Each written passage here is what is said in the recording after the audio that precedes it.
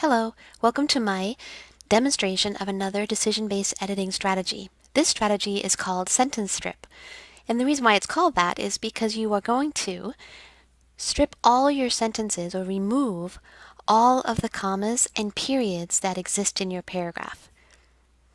The other thing you want to do is make sure there are no indicators of when a sentence begins or ends. So for example, if you see down here where the word there is the beginning of a new sentence, I'm going to change that to a lowercase t for this activity, just so I have no indication of where I formerly had sentences beginning and ending in my earlier version of this paragraph. So once you've done that, then you're ready to do this activity. So this activity is going to rely on you reading your sentences out loud so you can hear where a sentence might end and where you might start adding your punctuation back in. As you add in any punctuation marks, you want to narrate why so that you understand, what's the thinking behind your decision. So let me demonstrate that for you now. Oh, and as with any of the other decision-based editing strategies, you might find yourself doing more editing than simply putting punctuation into your sentences. Okay, so I'm going to start by reading my first couple of words here and see where I feel the sentence ending. So the opportunity to do research is one reason why I would rather pursue a career as a post-secondary teacher than as a high school teacher. So it sounds to me like my sentence would end here. So I'm going to put a period there, but as I was reading that sentence out loud, I wasn't in love with it, so I think I might try to edit it a little bit. I wonder if I need the opportunity to do research. I wonder if I flip the order of that sentence, which I think I might do. And again, it's because I was looking at these sentences again that I'm thinking I want to change something. So I would rather pursue a career as a post-secondary teacher than as a high school teacher because I think I'm going to like this better because I love to do research. Okay, so originally I was going to be just adding punctuation in, but when I read that first sentence out loud, I wasn't in love with it, so I wanted to see what I could do to edit it. Okay, let me do the next sentence. I thrive when doing educational research. I like studying the latest... Okay, wait a minute. I thrive when doing educational research. I like studying the latest trends for teaching, and I like exploring what works and what doesn't work in the classroom. And I like using research to figure out why. Okay, so now obviously I need to put some punctuation in here, but I'm noticing that I thrive when doing educational research, studying the latest trends, and I like exploring what works and doesn't work. I think I'm going to put a period here. I thrive when doing educational research. I like studying the latest trends for teaching, and I like exploring what works and doesn't work in the classroom. I like studying the latest trends. I think I see three ideas here that I might be able to put into one sentence. So I'm going to see what I do here.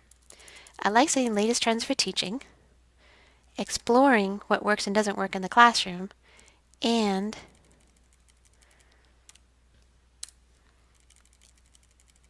so I could probably take that away.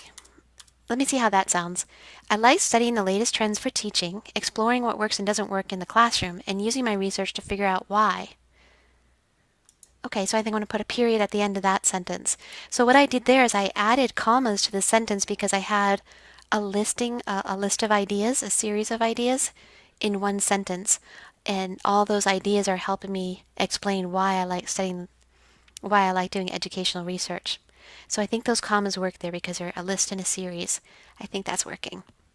Okay, so let me go on.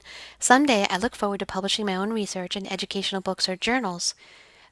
When I investigated the duties for both teaching careers on the Virtual Job Shuttle website, I noticed that demands placed on high school teachers would not allow me the time to conduct much of my own educational research. Okay, so that's obviously needing some punctuation. So I'm going to put a capital S here.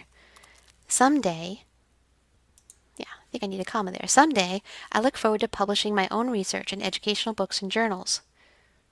I feel like that's where the sentence ends, so I'm going to put a period there to end the sentence. Someday, I know I'm using a comma here because someday is setting up or describing I look forward to. So when am I looking forward to someday? So I'm putting a comma there, and I'm hoping that after someone reads that, someday, comma, I look forward to publishing my own research in educational books and journals.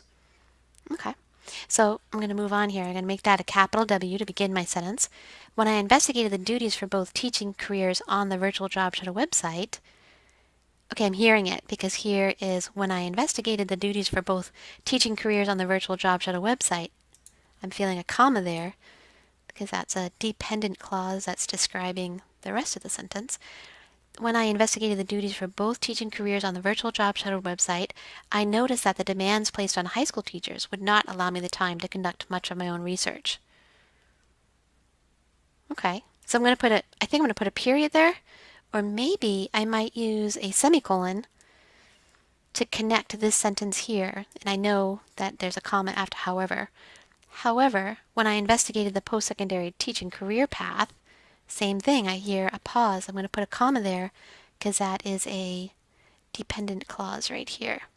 When I investigated this post-secondary teaching career path, I saw that conducting research is actually a job requirement. I was so excited. The post-secondary, actually job requirement.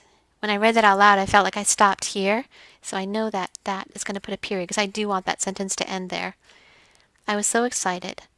The post-secondary job description on the Virtual Job Shadow states that. I don't think I need that I was so excited anymore. I'm just going to go right into my source here because I kind of already established that I'm excited. So again, I'm kind of making edits that go beyond just simply putting periods and commas back. I'm finding that I'm making changes to my sentences as I'm rethinking the punctuation marks that I'm putting in my sentences. It's also helping me realize that when I say my sentences out loud, I can actually hear where they end and where they need a period and where they need a pause with a comma. So let me do one more sentence for this demonstration. The post-secondary teacher job description on the Virtual Job Shadow website states that the post-secondary teachers are expected to do research and stay informed about changes and innovations in their field. Okay, so that obviously that sentence ends there, I think, because it sounds like it ends, and then when I look at it, it is a complete sentence. So I would make this a capital A. Oops, I forgot to remove that comma, but I'm going to keep that one there. Additionally, the job description explains that post-secondary teachers write and publish articles based on research they do in their field. Post-secondary teacher. So that's my in-text citation for that source. I'll put my period there.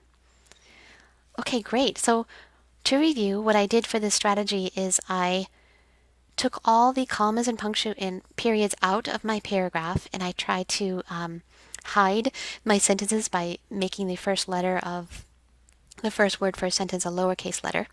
And then I had a new way of looking at my sentences and punctuating them.